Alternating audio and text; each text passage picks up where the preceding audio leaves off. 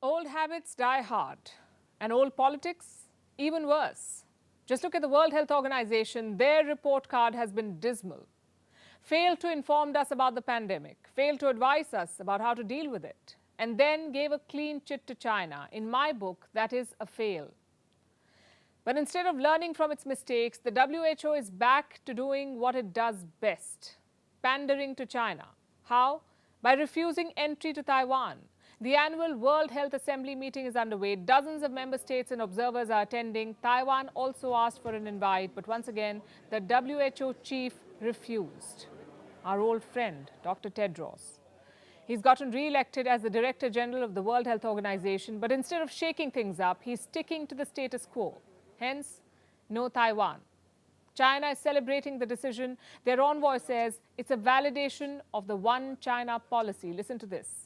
The WHO has rejected Taiwan-related proposals for 7 consecutive years, which fully evidences that the One China principle has won universal support from the international community and represents the trend of the world and is in line with people's aspiration.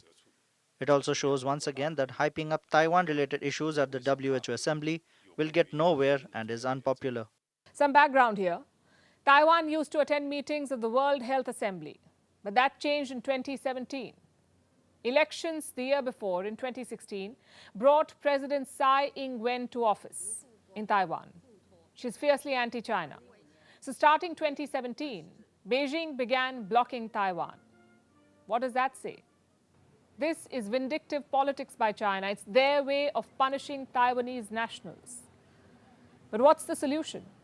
Taiwan is an island of 23 million people. It's one of the most advanced economies in Asia. Surely their contributions will be vital. Just look at the Wuhan virus outbreak. Taiwan's initial response was the gold standard.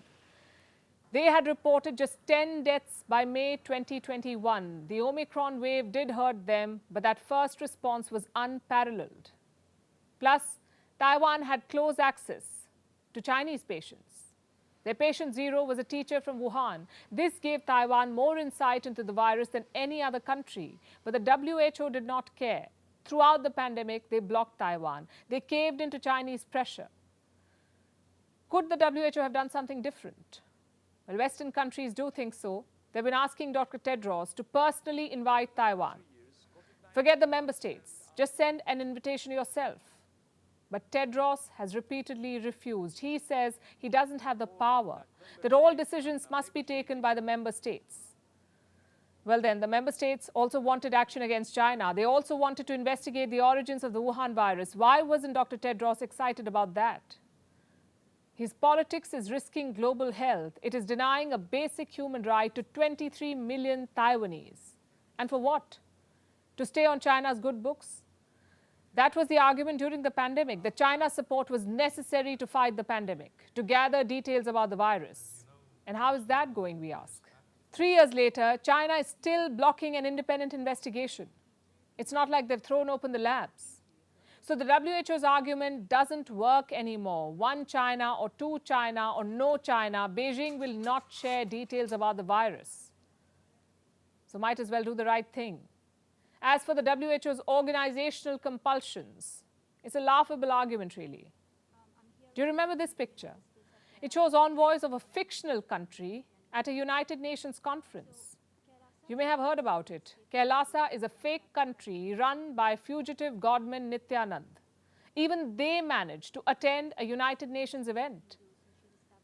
But Taiwan can't. Just how absurd is that? A fictional country versus a democracy of 23 million people. There is a point where human good should override politics, and the pandemic was one such point.